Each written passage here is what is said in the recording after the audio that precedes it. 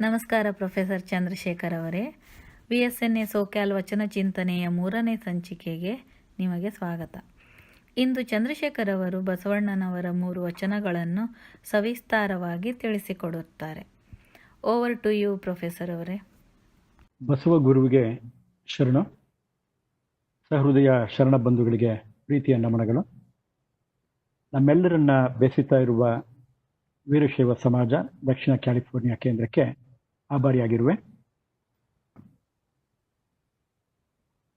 ಬಾ ಎಂಬಲ್ಲಿ ಎನ್ನ ಭವ ಹರಿಯಿತ್ತು, ಸಾ ಎಂಬಲ್ಲಿ ಸರ್ವಜ್ಞನಾದೆನು, ವಾ ಎಂಬಲ್ಲಿ ವಚಿಸುವಡೆ ಚೈತನ್ಯಾತ್ಮಕವಾದನು, ಇಂತಿ ಬಸವಾಕ್ಷರ ತ್ರಯವೆನ್ನ ಸರ್ವಾಂಗದಲ್ಲಿ ತೊಳಗಿ ಬೆಳಗುವ ಭೇದವನ್ನರಿದು, ಆನು ನೀನು ಬಸವ ಬಸವ ಬಸವ ಎನ್ನುತ್ತಿರುವೆವಯ್ಯ ಗುಹೇಶ್ವರ.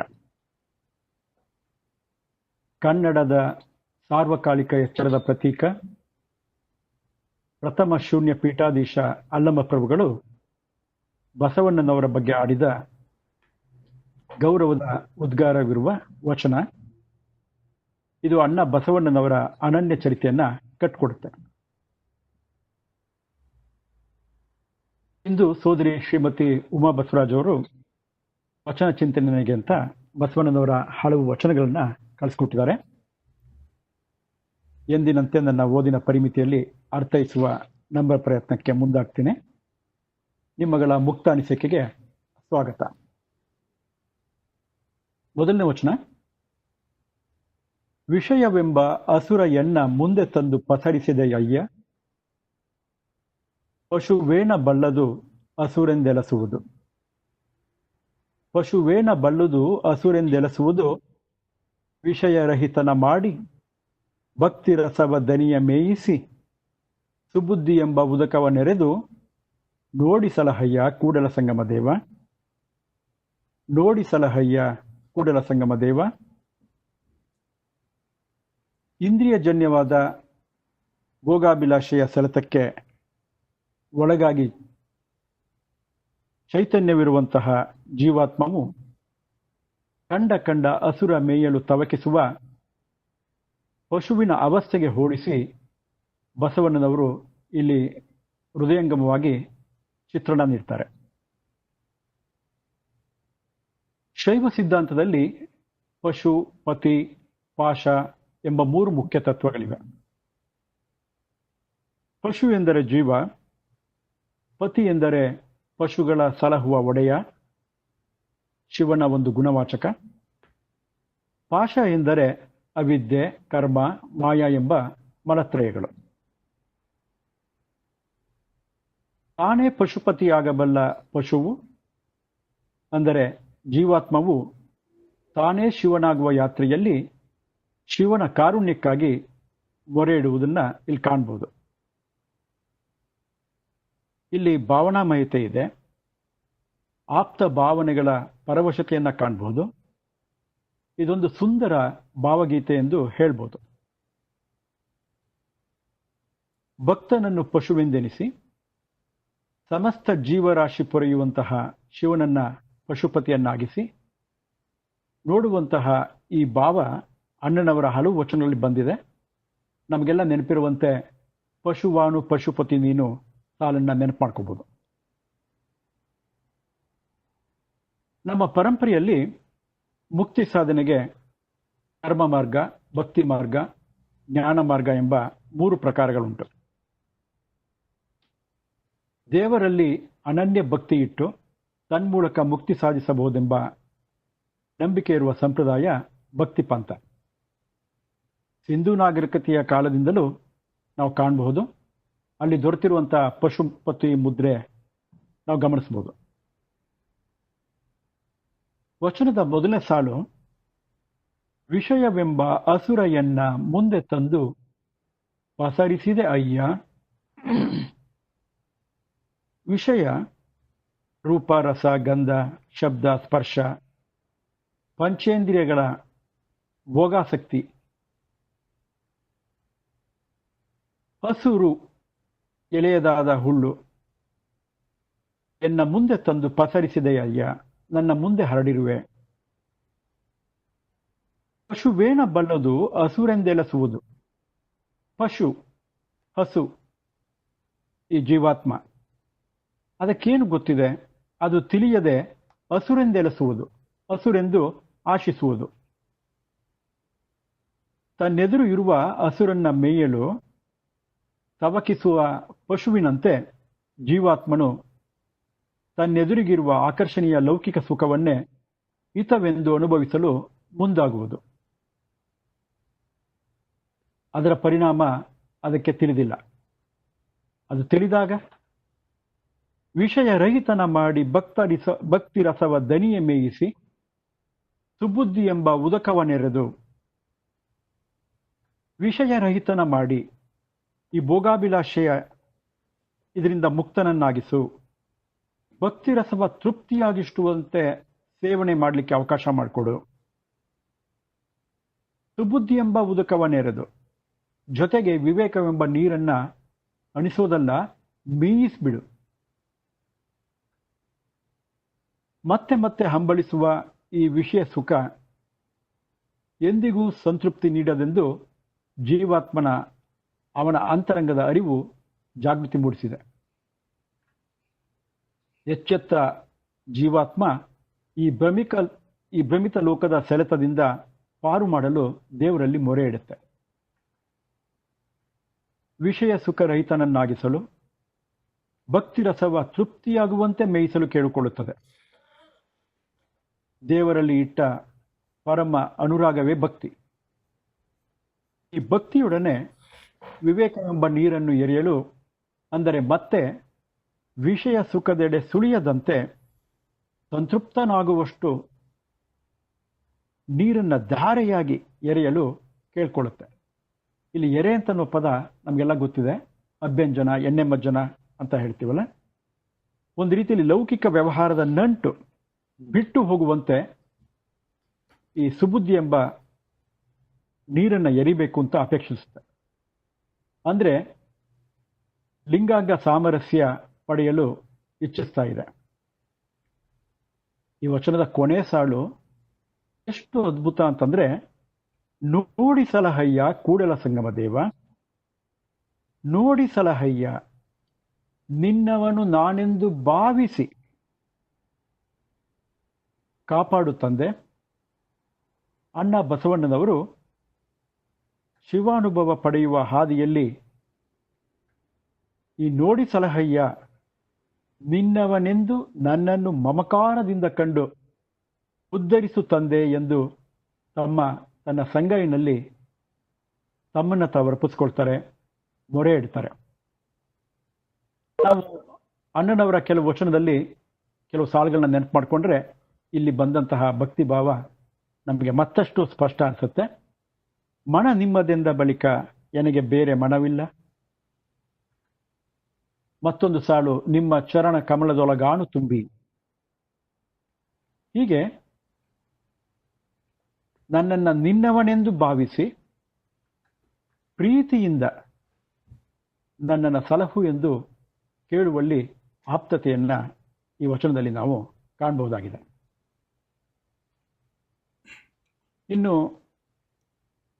ಇನ್ನೊಂದು ವಚನ, ಎಳವದ ಮರ ಹೂತು ಫಳವಾದ ತೆರನಂತೆ. ಎಳವದ ಮರ ಹೂತು ಫಳವಾದ ತೆರನಂತೆ ಸಿರಿಯಾದಡೇನು ಶಿವಭಕ್ತಿ ಇಲ್ಲದನ್ನಕ್ಕ. ಫಳವಾದಡೇನು ಹೇಳ ಹಾವು ಮೆಕ್ಕೆಯ ಕಾಯಿ, ಕುಳವಿಲ್ಲದ ರೂಹು ಎಲ್ಲಿದ್ದಡೇನು. ಬಚ್ಚಲ ನೀರು ತಿಳಿದಲ್ಲಿ ಫಲವೇನು, ಅವಗುಣಿಗಳ ಮೆಚ್ಚ ಕೂಡಲ ಸಂಗಮ ದೇವ. ಅವಗುಣಿಗಳ ಮೆಚ್ಚ ಕೂಡಲ ಸಂಗಮ ದೇವ. ಭಕ್ತ ಅಥವಾ ಸಾಧಕನ ಮೂಲ ಸ್ವಸ್ವರೂಪವನ್ನು ಅರಿಯಲು, ಆತನ ಯೋಗ್ಯತೆಯನ್ನು ಅಳೆಯುವಲ್ಲಿ ಗುಣಕ್ಕೆ ಮಹತ್ವ ನೀಡಿರುವುದನ್ನು ಇಲ್ಲಿ ನಾವು ಕಾಣಬಹುದಾಗಿದೆ. ಎಲವದ ಮರ ಹೂತು ಫಳವಾದ ತೆರನಂತೆ. ಎಲವದ ಮರ ಎಂದರೆ ಬೂರುಗದ ಮರ. ಸಂಸ್ಕೃತದಲ್ಲಿ ಶಾಲ್ಮಳಿ ಅಂತ ಹೇಳ್ತಾರೆ, ಇಂಗ್ಲಿಷ್ನಲ್ಲಿ ಸಿಲ್ಕ್ ಕಾಟನ್ ಟ್ರೀ ಅಂತ ಹೇಳ್ತೀವಲ್ಲ ಅದು. ಎಲವದ ಮರ ಹೂತು, ಬೂರುಗದ ಮರವನ್ನು ನೆಟ್ಟು ಫಳವಾದ ತೆರನಂತೆ ಹಣ್ಣು ಪಡೆವಂತೆ. ಸಿರಿಯಾದಡೇನು ಶಿವಭಕ್ತಿ ಇಲ್ಲದ ನಕ್ಕ. ಸಿರಿ ಸಂಪತ್ತು, ಶಿವಭಕ್ತಿ ಇಲ್ಲದ ನಕ್ಕ, ಶಿವನಲ್ಲಿ ನಿಷ್ಠೆ ಪ್ರೇಮವಿರದವನ ಸಿರಿ. ಇಲ್ಲಿ ಊರಗದ ಮರ ನೆಟ್ಟು ಹಣ್ಣು ಪಡೆದಂತೆ ಆ ಹಣ್ಣಿಗೆ ಸಾರವಿಲ್ಲ, ಸತ್ವವಿಲ್ಲ, ಅಂದರೆ ಸೇವಿಸಲು ಯೋಗ್ಯವಲ್ಲ. ಈ ಮರದ ಬಗ್ಗೆ 4 ಮಾತು ಹೇಳಲೇಬೇಕು. ಅದು ಹಣ್ಣಾಗುವ ಮುನ್ನವೇ ಕಾಯಿ ಬಿರಿದು ಬೀಜದೊಡನೆ ಹತ್ತಿಯಾಗಿ ಗಾಳಿಯಲ್ಲಿ ತೇಲಿ ಹೋಗುತ್ತೆ. ಬಹುಶಃ ನಮಗೆಲ್ಲ ಬಾಲ್ಯದ ದಿನ ನೆನಪಾಗ್ಬೋದು. ಆಗ ಅಜ್ಜಿ ಪುಕ್ಕ ಎಂದು ಅದನ್ನು ಬಿಡದೆ ಹಿಂಬಾಲಿಸಿದ್ದು ನೆನಪು ಮಾಡ್ಕೋಬಹುದು. ಸಾಮಾನ್ಯವಾಗಿ ಹಳ್ಳಿಗಳಲ್ಲಿ ಗಡಿ ಸೂಚಿಸಲು ಬೂರ್ಗದ ಮರ ನೆಡ್ತಾ ಇದ್ರು. ಈ ಪದ್ಧತಿ ಮೌರ್ಯರ ಕಾಲದಿಂದ ಬಂದದ್ದು ಅಂತ ಇತಿಹಾಸ ಹೇಳುವುದುಂಟು. ಇಲ್ಲಿ ಈ ಬೂರ್ಗದ ಮರ ಬಗ್ಗೆ ಒಂದು ವರ್ಣನೆ ಇದೆ. ಸಂಸ್ಕೃತದ ಉದ್ದಾಮ ಪಂಡಿತ ಬಾಣ ತನ್ನ ಕಾದಂಬರಿ ಕೃತಿಯಲ್ಲಿ ಶಾಲ್ಮಲಿ ಮರ ಕುರಿತು ಹೇಳಿರುವಂಥ ವರ್ಣನೆ ಲೋಕಪ್ರಸಿದ್ಧವಾದದ್ದು. ಸುತ್ತಲೂ ತನ್ನ ರೆಂಬೆ ಕೊಂಬೆ ಚಾಚಿ ಉಳುಸಾಗಿ ಬೆಳೆದಿರುವ ಈ ಮರವು ತಾಂಡವ ನೃತ್ಯಕ್ಕಾಗಿ ತನ್ನ 1000 ಕೈಗಳ ಚಾಚಿದ ನಟರಾಜನ ವಿರಾಟ್ ರೂಪವನ್ನು ನೆನಪಿಸುವುದಂತೆ. ಈ ಮರದ ವೈಭವವನ್ನ ಅಣ್ಣ ಬಸವಣ್ಣನವರು ಲವಲೇಶದಷ್ಟು ಶಿವಭಕ್ತಿ ಇರದವನ ಶ್ರೀಮಂತಿಕೆಯ ಆಡಂಬರಕ್ಕೆ ಹೋಲಿಸಿದ್ದಾರೆ. ಆ ಬೂರಗದ ಮರ ಹಣ್ಣು ಸೇವಿಸಲಾಗದು, ಅದರಂತೆ ದಾಸೋಹ ತತ್ವ ಅರಿಯದವನ ಸಿರಿ ಸಂಪತ್ತು ಸಮಾಜದ ಸತ್ಪಾತ್ರಕ್ಕೆ ಸಲ್ಲದು, ಎರಡೂ ಕೂಡ ವ್ಯರ್ಥವೆನ್ನುವರು. ಮತ್ತೆ ಅಲ್ಲಿಗೆ ಅಣ್ಣನವರು ನಿಲ್ಲಿಸೋದಿಲ್ಲ, ಮುಂದುವರೆದು ಮತ್ತೆರಡು ದೃಷ್ಟಾಂತವನ್ನು ಕೊಡ್ತಾರೆ. ಫಲವಾದಡೇನು ಹೇಳ ಹಾವು ಮೆಕ್ಕೆಯ ಕಾಯಿ. ಪ್ರಕೃತಿ ಸಹಜವಾಗಿ ಯಥೇಚ್ಛವಾಗಿ ಬೆಳೆಯುವ ಬಳ್ಳಿ ಹಾವು ಮೆಕ್ಕೆಯ ಕಾಯಿ. ಈ ಬಳ್ಳಿ ಗೊಂಚಲು ಗೊಂಚಲು ಕಾಯಿಗಳನ್ನು ಬಿಟ್ಟಿರುತ್ತೆ, ಆದರೆ ಅದನ್ನು ಸೇವಿಸಲು ಸಾಧ್ಯವಿಲ್ಲ, ಯಾಕೆಂದರೆ ವಿಪರೀತ ಕಹಿ. ಅದರಂತೆ ಕುಳವಿಲ್ಲದ ರೂಹು ಎಲ್ಲಿದ್ದಡೇನು. ಇಲ್ಲಿ ನಾವು ಗಮನಿಸಬೇಕು, ಈ ಕುಳ ಅಂದರೆ ಸಜ್ಜನಿಕೆ, ಸದ್ಗುಣ, ಸಚ್ಚರಿತೆಯ ಕುಳ. ಎಲ್ಲಿದ್ದಡೇನು, ರೂಹು ಎಲ್ಲಿದ್ದಡೇನು. ರೂಹು ರೂಪು, ಈ ಸೌಂದರ್ಯ ಅಂತ ಅನ್ನೋದು. ಅಣ್ಣ ಬಸವಣ್ಣನವರ ನಿಲುವಿನಂತೆ ಹೇಳೋದಾದ್ರೆ, ಸಕಲ ಜೀವಾತ್ಮರಿಗೆ ಲೇಸನ್ನು ಬಯಸುವವನೇ ಕುಳಜ, ಆ ಕುಳಜರೇ ಶ್ರೇಷ್ಠರು. ಆ ಸಚ್ಚಾರಿತ್ರ್ಯದ ಕುಳವಿಲ್ಲದವನ ರೂಪು ಸೌಂದರ್ಯ ಎಲ್ಲಿದ್ದರೇನು, ಹೇಗಿದ್ದರೇನು. ಅದು ಮನ್ನಣೆಗೆ ಅರ್ಹವಲ್ಲ, ಗೌರವಕ್ಕೆ ಯೋಗ್ಯವಲ್ಲ. ಅದೇ ರೀತಿಯಲ್ಲಿ ಬಚ್ಚಲ ನೀರು ತಿಳಿದಲ್ಲಿ ಫಲವೇಣು. ಬಚ್ಚಲ ನೀರು, ಬಚ್ಚಲು ಮನೆ, ಸ್ನಾನದ ಮನೆ, ಜಲಕ ಮಾಡಿ ಕಲ್ಮಶಗೊಂಡ ನೀರು ಕೆಟ್ಟು ನಾರುವಂಥ ಸ್ಥಿತಿಯಲ್ಲಿರುತ್ತೆ. ಆ ನೀರು ತಿಳಿದಲ್ಲಿ ಫಲವೇನು.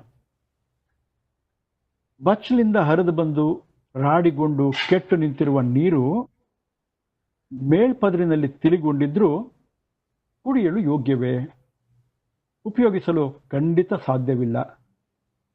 ಅದರಂತೆ ಅವಗುಣಿಗಳ ಮೆಚ್ಚ ಕೂಡಲ ಸಂಗಮ ದೇವ. ಅವಗುಣಿಗಳು, ಈ ದುರ್ಗುಣಿಗಳನ್ನು ಒಪ್ಪನು ನಮ್ಮ ಕೂಡಲ ಸಂಗಮ ದೇವ ಅಲಕ್ಷಿಸುವನು. ಹೀಗೆ ಗುಣಹೀನ ನಡತೆಯುಳ್ಳವರು, ಲೌಕಿಕವಾಗಿ ಅದೆಷ್ಟೇ ದೊಡ್ಡವರಾಗಿದ್ರು, ರೂಪು, ಅಧಿಕಾರ, ಸಿರಿವಂತಿಕೆ ಪಡೆದಿದ್ರು, ಕೂಡಲ ಸಂಗಮ ದೇವ ಯಾವತ್ತಿಗೂ ಒಪ್ಪ, ಯಾವತ್ತಿಗೂ ಸ್ವೀಕರಿಸನು ಅಂತ ಅನ್ನೋದನ್ನ ಇಲ್ಲಿ ಬಸವಣ್ಣವರು ಹೇಳ್ತಾ ಇದ್ದಾರೆ. ಹೀಗೆ ಸಾರ್ಥಕವಾಗುವ ರೀತಿಯಲ್ಲಿ ನಮ್ಮ ಬದುಕನ್ನು ನಾವು ಕಟ್ಟಿಕೊಳ್ಬೇಕು ಅಂತ ಅನ್ನೋದು ಇಲ್ಲಿ ಒತ್ತಿ ಹೇಳಲಾಗಿದೆ. ಕೊನೆಯ ವಚನ, ಗಿಳಿಯೋದಿ ಫಲವೇಣು, ಬೆಕ್ಕು ಬಹದ ಹೇಳಲರಿಯದು. ಜಗವೆಲ್ಲವ ಕಾಂಬ ಕಣ್ಣು ತನ್ನ ಕೊಂಬ ಕೊಯ್ಲೆಯ ಕಾಣಲರಿಯದು. ಇದಿರ ಗುಣವ ಬಲ್ಲವೆಂಬರು ತಮ್ಮ ಗುಣವ ತಾವರಿಯರು ಕೂಡಲ ಸಂಗಮ ದೇವ. ಈ ವಚನದಲ್ಲಿ ಸಾಧಕನು ಆತ್ಮಾವಲೋಕನದಿಂದ ತನ್ನ ಅರಿವಿನ ನಡೆ ರೂಢಿಸ್ಕೊಂಡು ಶಿವಪಥದಲ್ಲಿ ಸಾಕಬೇಕಾಗಿದೆ. ಇಲ್ಲಿ ಅಣ್ಣ ಬಸವಣ್ಣನವರು ಗಿಳಿಯೋದಿನ ಸಾರ್ಥಕ ರೂಪಕವನ್ನ ಎಷ್ಟು ಚೆನ್ನಾಗಿ ತಂದು ವಿವೇಚನೆ ಮಾಡ್ತಾರೆ ಅಂತ ಹೇಳಿದ್ರೆ, ಗಿಳಿಯೋದಿ ಪಳವೇಣು ಬೆಕ್ಕು ಬಹುದ ಹೇಳಲರಿಯದು. ಗಿಳಿ ಕೊಂಕು ಕೊಕ್ಕಿನ ಮಾತನ್ನು ಅನುಕರಿಸುವ ಒಂದು ಬಗೆಯ ಪಕ್ಷಿ. ಗಿಳಿಯೋದು ಪಳವೇಣು, ಬೆಕ್ಕು ಬಹದ, ಬೆಕ್ಕು ಪರಭಕ್ಷಕ, ಒಂದು ಮಾಂಸಾಹಾರಿ ಮಾರ್ಜಾಲ. ಅದರ ಬರುವಿಕೆಯನ್ನ ತಿಳಿಸೋದು ಗೊತ್ತಿದೆಯಾ? ಗಿಳಿಯೋದು ಹೇಳಿಕೊಟ್ಟಷ್ಟನ್ನ ಮಾತ್ರ ಅರ್ಥ ಮಾಡಿಕೊಳ್ಳದೆ ಉಚ್ಚರಿಸಬಲ್ಲುವಂತಹ ಓದು. ಗಿಳಿ ಮಾತನಾಡುತ್ತೆ ನಿಜ, ಆದರೆ ಮಣಗಾಣೋದು ತಿಳಿಯದು. ತನ್ನ ಅಭಿಪ್ರಾಯವನ್ನ ಗ್ರಹಿಸಿ ಅನ್ಯರಿಗೆ ಹೇಳಲು ಅದಕ್ಕೆ ಬರುವುದಿಲ್ಲ. ಬೆಕ್ಕೊಂದು ತನ್ನ ಕಣ್ಣು ತಪ್ಪಿಸಿ ತನ್ನನ್ನು ತಿನ್ನಲು ಬರುವುದನ್ನ, ತನಗೆ ಬಂದಿರುವಂತಹ ಕೇಡನ್ನ ತಿಳಿದು ಹೇಳಲರಿಯದು. ತನ್ನನ್ನ ತಾನೇ ಕಾಪಾಡಿಕೊಳ್ಳುವ ಬಗೆ ಅದಕ್ಕೆ ತಿಳಿಯದು. ಅದರಂತೆ ಜಗವೆಲ್ಲವ ಕಾಂಬ ಕಣ್ಣು ತನ್ನ ಕೊಂಬ ಕೊಯ್ಲೆಯ ಕಾಣಲರಿಯದು. ಜಗವೆಲ್ಲ ಕಾಂಬ ಕಣ್ಣು, ಜಗತ್ತನ್ನೆಲ್ಲ ಕಾಂಬ ಕಾಣುವ ಕಣ್ಣು, ನೇತ್ರ ಕಣ್ಣು. ತನ್ನ ಕೊಂಬ ಕೊಯ್ಲೆಯ ಕಾಣಲರಿಯದು. ತನ್ನ ಕೊಂಬ ತನ್ನನ್ನು ತೆಗೆದುಕೊಳ್ಳುವಂತಹ, ಆಕ್ರಮಿಸುವಂತಹ. ಕೊಯ್ಲೆ ಅಂದ್ರೆ ಕೊಯ್ ಎನ್ನುವ ಪದದಿಂದ ಬಂದಂಥದ್ದು. ಕೊಯ್ಯುವ ಆಯುಧ, ಘಾತಿಸುವ ತೀಕ್ಷ್ಣವಾದ ಹರಿತವಾದ ಆಯುಧ. ಇನ್ನೊಂದರ್ಥ ರಾಹು.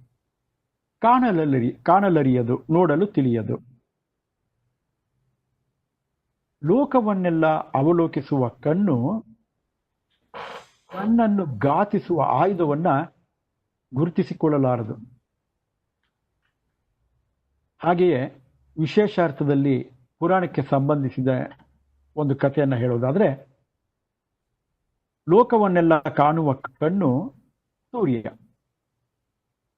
ಆ ಸೂರ್ಯನಿಗೆ ತನ್ನ ಮೇಲೆ ಆಕ್ರಮಣ ಮಾಡುವ ರಾಹುವಿನ ಚಲನೆಯನ್ನ ಗುರುತಿಸಲಾರದು. ಇದು ದುರದೃಷ್ಟಕರವೇ ಸರಿ. ಪುರಾಣದ ಪ್ರಸಂಗ ಒಂದೆರಡು ಸಾಲು ನೆನಪು ಮಾಡ್ಕೋಬಹುದು.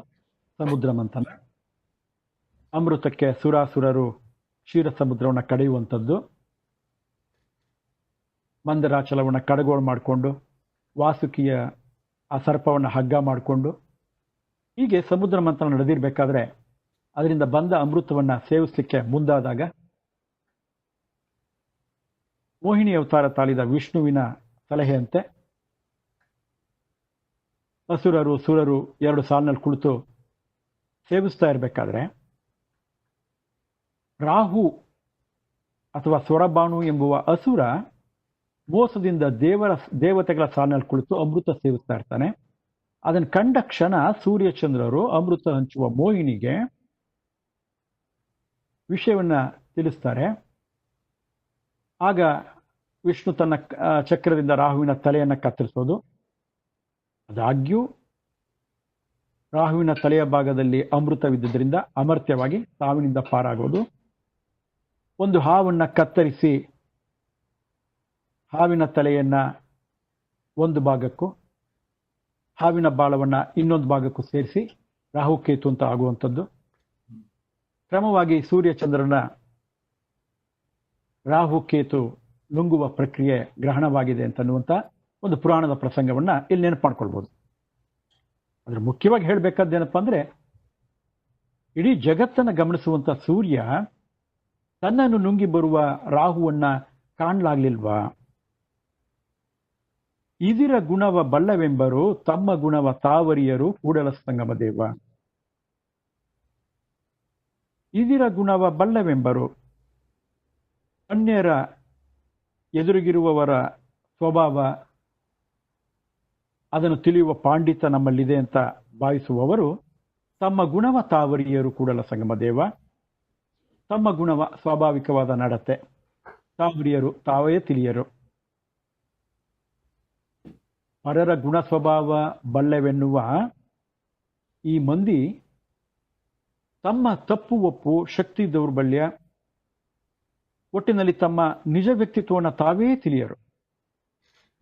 ಆದರೆ ಮತ್ತೊಬ್ಬರ ಕುಂದು ಕೊರತೆಗಳ ಟೀಕೆ ಟಿಪ್ಪಣಿ ಮಾಡುವವರು, ತಮ್ಮ ಗುಣದೋಷಗಳನ್ನ ಎಣಿಸದೇ ಇರೋರು. ಇದನ್ನ ಹೇಳ್ತಾ ಬಸವಣ್ಣವರು ಹೇಳ್ತಾರೆ, ಜೀವವೆಂಬ ಶುಕ ಮಾಯೆ ಎಂಬ ಮಾರ್ಜಾಳದಿಂದ ಪಾರಾಗಲು ಪ್ರಯತ್ನಿಸಬೇಕು. ಸಹಜವಾಗಿ ಅದು ಪಾರಾಗಲಾರದು. ಓದು ಬಲ್ಲೆನೆಂಬ ಅಹಂ ತನ್ನ ದುರ್ದಶೆಯಿಂದ ಕಾಪಾಡಿಕೊಳ್ಳಲಿಕ್ಕೆ ಸಹಾಯ ಆಗೋದಿಲ್ಲ. ಮುಖ್ಯವಾಗಿ ಅಂತರಂಗ ಶುದ್ಧಿಯಿಂದ ಬಹಿರಂಗ ಸಿದ್ಧಿಯನ್ನು ಸಾಧಿಸಿಕೊಳ್ಳಬೇಕು ಅಂತ ಅನ್ನೋದನ್ನ ಇಲ್ಲಿ ನಾವು ಕಾಣ್ಬೋದಾಗಿದೆ. ಅಣ್ಣನವರ ವಚನದ ಕೆಲವು ಸಾಲು ನೆನಪು ಮಾಡ್ಕೊಳ್ಳೋದಾದ್ರೆ, ಗೀತವ ಬಲ್ಲಾತ ಜಾಣನಲ್ಲ, ಮಾತ ಬಲ್ಲವ ಜಾಣನಲ್ಲ, ಜಾಣನು ಜಾಣನು ಆತ ಜಾಣನು, ಲಿಂಗವ ನೆರೆ ನಂಬಿದಾತ ಆತ ಜಾಣನು, ನಮ್ಮ ಕೂಡಲ ಸಂಗಣ ಶರಣನು. ಅಂದ್ರೆ ಲಿಂಗಾಂಗ ಅನುಸಂಧಾನ ಮಹತ್ವವನ್ನ ಈ ವಚನ ವಿಶೇಷವಾಗಿ ಒತ್ತಿ ಹೇಳುತ್ತೆ. ಹೀಗೆ ಈ 3 ವಚನಗಳನ್ನ ಇಲ್ಲಿ ನಾವು ಬಹಳ ಸರಳವಾಗಿ ಗಮನಿಸಿದ್ದೇವೆ. ಇದೊಂದು ಅವಕಾಶ ಮಾಡಿಕೊಟ್ಟಂತ ನಿಮ್ಮೆಲ್ಲರಿಗೂ ಕೂಡ ಹೃತ್ಪೂರ್ವಕವಾಗಿ ವಂದಿಸ್ತೇನೆ. ಶರಣಾರ್ಥಿಗಳು. ಧನ್ಯವಾದಗಳು ಪ್ರೊಫೆಸರ್ ಅವರೇ. ಭಾಳ ಚೆನ್ನಾಗಿ 3 ವಚನಗಳನ್ನು ತಿಳಿಸಿಕೊಟ್ರಿ. ಇಂದಿನ ವಚನ ಚಿಂತನೆಯನ್ನು ಇಲ್ಲಿಗೆ ಮುಕ್ತಾಯ ಮಾಡೋಣ. ಶರಣಾರ್ಥಿಗಳು.